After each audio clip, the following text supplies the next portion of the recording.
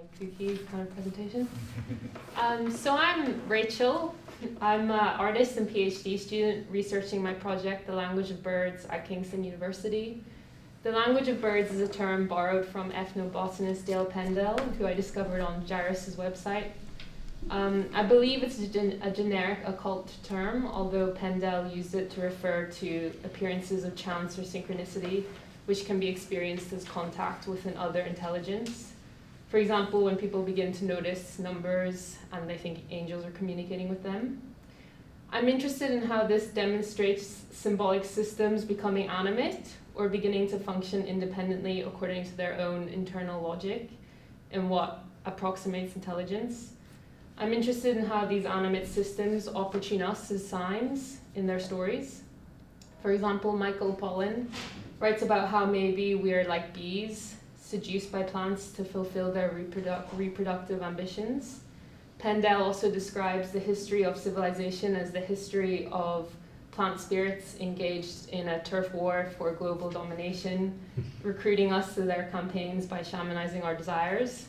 For example, coffee has spread very successfully. I'm curious as to whether we can plug into this intelligence or if machines exist for that purpose.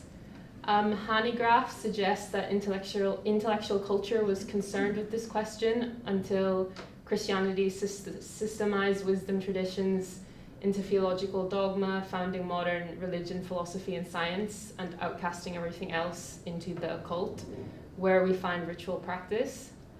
In my own life, I've experienced how the Afro-Brazilian ritual, or machine, of Capoeira Angola can educate us in this language of birds by inducing psychosomatic states that maybe elevate us onto the radio frequency where higher order communication becomes possible. By communication, I mean listening. For example, I was returning from a very powerful Capoeira Angola festival when, after a kind of sequence of serendipitous events, I noticed a man opposite me wearing a blue jumper with a blue M&M giving a thumbs up on the overground.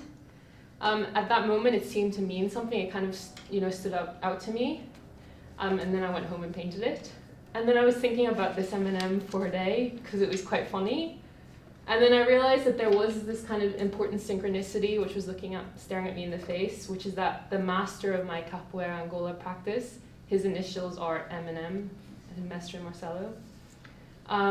I'm including this example because for me it kind of shows something about the quality of this kind of chance as being a bit humorous in my experience, or my preference maybe, or what Paul North calls bizarre likeness.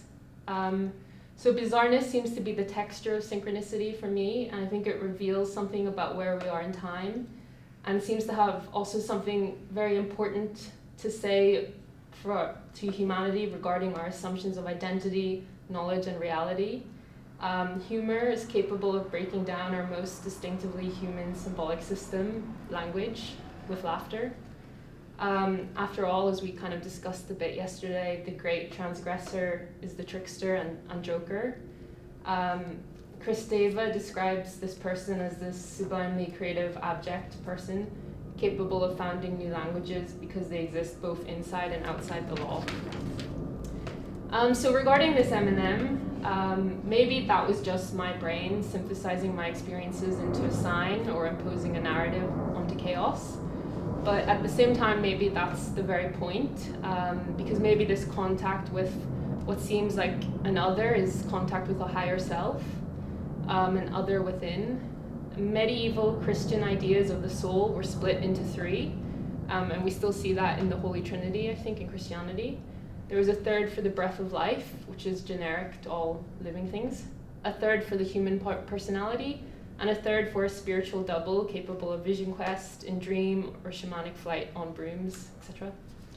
This other within has always been by chance or destiny, incredibly present for me because of the politics of my identity, which I kind of referred to a bit earlier, as a mixed race immigrant from two colonies. Perhaps because my other within has always been so articulate, I was able to actually, I think, encounter it in 2020 in this incredibly vivid dream where a giant yellow bird with turquoise feathers in its wings and jaguar markings came to visit me in a dream at my house in Northern Ireland. This dream was like incredibly visceral. It was kind of like a dream I felt, you know, it wasn't just something I saw, it was, you know, something I kind of was in this virtual space in. And it led to a psychic transformation by posing a new set of questions about my place in the universe, in this moment in history for 100 years. You know, like, what is the point of dreaming? What is this jaguar bird? Like, what is going on? So being familiar with some North American indigenous literature and the association between dream and vision quest, I then, by chance, discovered the rewilding organization Wild Awake Ireland, who were facilitating, maybe for the first time in 1,000 years in Northern Ireland, vision fasts in Donegal in October 2021. I applied and was accepted and spent 4 days alone in a forest without food or shelter. During this time, maybe again because of a psychosomatic state induced by kind of starvation, I felt that I was able to kind of have contact with the forest. I felt that it was very clearly trying to communicate with me.